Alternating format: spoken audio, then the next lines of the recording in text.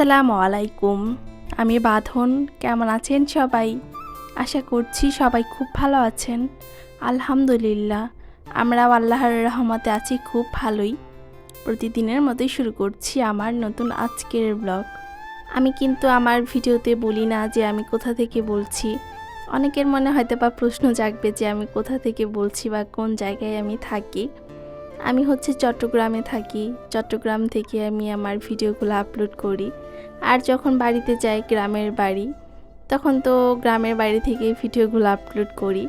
আর আমার গ্রামের বাড়ি টাঙ্গাইলে, আমি থাকি চট্টগ্রামে। আজকের ভিডিওটা সকালবেলা থেকে শুরু করেছি। প্রথমে মেয়েটাকে নাস্তা করিয়েছি। ঘুম থেকে উঠেই আমার মেইন টার্গেট মেয়েটাকে আগে নাস্তা করানো, পরে আমার নাস্তা করা। যখন দেখি যে না মেয়েটা ঘুমাচ্ছে আর ডাকি না, তখন আমি হাতে যদি সময় থাকে, কাজ না থাকে, তখন আমি আগে নাস্তাটা করে নিই, পরে মেয়েটাকে নাস্তা করাই। মেয়েটাকে নাস্তা করিয়ে দিয়েছি, তারপর আমি হালকা একটু নাস্তা করে নিয়েছি। আর আমার মেয়েটা দেখা যায় যে অনেক ভালোই থাকে, একা একা অভ্যস্ত হয়ে গিয়েছে, কিন্তু মাঝে মাঝে একটু কান্নাকাটি করে। আসলে বাচ্চা মানুষ একা একা কি করবে, আর একা খেলতেও ভালো লাগে না, থাকতেও ভালো লাগে না। বাসায় একদম রুমে বন্দি। বড়দেরই কিন্তু ভালো লাগে না, মাঝে মাঝে খুবই খারাপ লাগে। এই কারণে যখন একটু বিরক্ত বেশি করে তখন একটু কার্টুন দেই। আর টিভিতে এখন বেশি দেই, মোবাইলটা একদমই কমিয়ে দিয়েছি, মোবাইল দেই না। আর যখন দেখি যে না অনেক কান্নাকাটি করতেছে আর সামলানো যাচ্ছে না, খেলবে না, কিচ্ছু করবে না, তখন একটু কার্টুন দিয়ে সুন্দর দেখে, আবার অফ করে দিলে তার মতো খেলে। আর আমার মেয়েটা আলহামদুলিল্লাহ এখন অনেক কথাই শিখে গিয়েছে, যা বলি তাই সে বলতে পারে। আমি যে ভাষাটা মুখ দিয়ে বের করি সাথে সাথে সেটা সে বলতে পারে। এখন অনেক কিছুই বলে, একদম একা একাও বলে, আবার শুনে শুনেও বলে। যাই হোক, এদিকে আলমারির কিছু কাপড় বাহিরে ছিল, আদি তার বাবা এনেছে, আর সেগুলা সুন্দর করে তার জায়গায় রেখে দিচ্ছি।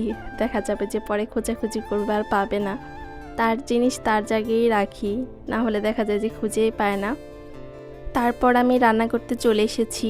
এখন দেখা যায় কি যে আমি যদি কাজগুলা তাড়াতাড়ি শেষ করতে পারি, রুম ঝাড়ু দেওয়া, মোছা বা ধোয়া মোছার কাজ যদি সকাল সকালই শেষ হয়, তাহলে আমি একদম গোসলটা শেষ করে ফ্রেশ হয়ে রান্না করতে আসি।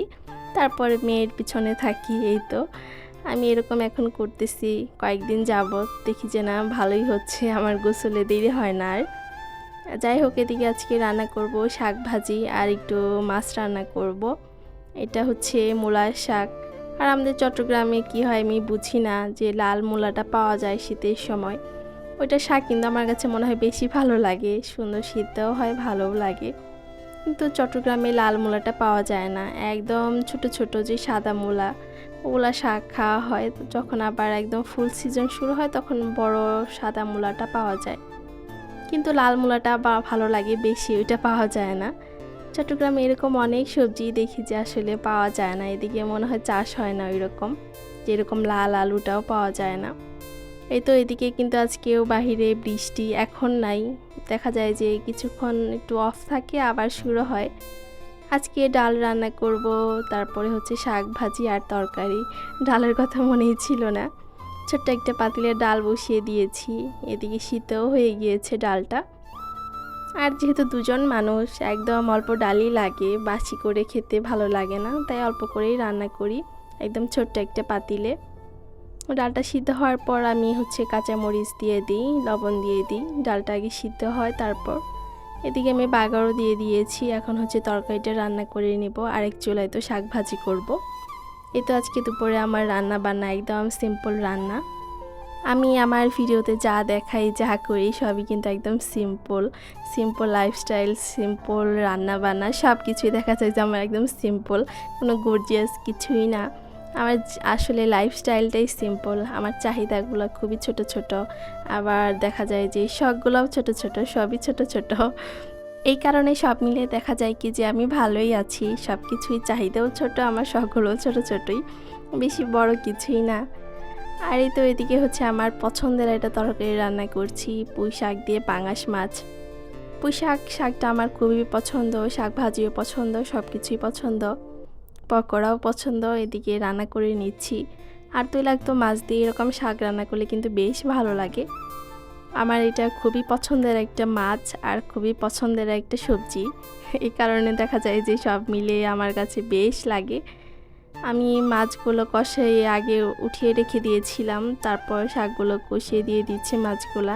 এখন তো হতে টাইম লাগবে না। আর আজকে খুবই ছোট্ট একটা ভ্লগ ভিডিও আপলোড করছি। আসলে লাইফস্টাইল ভিডিও কিন্তু এতটা ছোট হয় না, 5-6 মিনিটের হয়ই না। 8 মিনিট, 10 মিনিট, 15 মিনিট, 14 মিনিট এরকমের ভিডিও আপলোড হয়, অনেক আপুরা করে। কিন্তু দেখা যায় যে ভিডিওর অবস্থা দেখে আর ওয়াচ টাইমের অবস্থা দেখে বড় ভিডিও একদমই আপলোড করতে ইচ্ছে করে না। কিন্তু তবুও দেখা যায় যে করি, একটু করে বড় করি। এটা একটু ছোটই করেছি অনেকটা বলা যায়। এদিকে আমার সকল রান্নাই শেষ, তরকারি রান্না, ডাল রান্না, তারপর হচ্ছে শাক ভাজি সব কমপ্লিট। তারপরে দেখি যে আমার আটাটা শেষ, আটাটা উঠিয়ে নিচ্ছি। আর ইদানিং আদিতার বাবাকে মাঝে মাঝেই নাস্তা দিই, যে ফ্রোজেন রুটিগুলো থাকে এগুলো ভেজে দিই, ভাজি বা তরকারি যা থাকে তা দিয়ে নিয়ে যায়। এই কারণে আমার আটাটা ইদানিং বেশি লাগছে, না হলে আটা একদমই লাগে না আমার আটা। এক প্যাকেট আটা যদি আমি বের করি 2 কেজি আটা, দেখা যায় যে আমার অনেক দিন চলে যায়। আর এখন দেখা যায় যে খুবই তাড়াতাড়ি শেষ হয়ে যায়। তাই আটাটা উঠিয়ে নিয়েছিলাম। আর ভিডিওটা এই পর্যন্ত রাখবো, আর বাড়াবো না। সবাই ভালো থাকবেন, সুস্থ থাকবেন। আল্লাহ হাফেজ।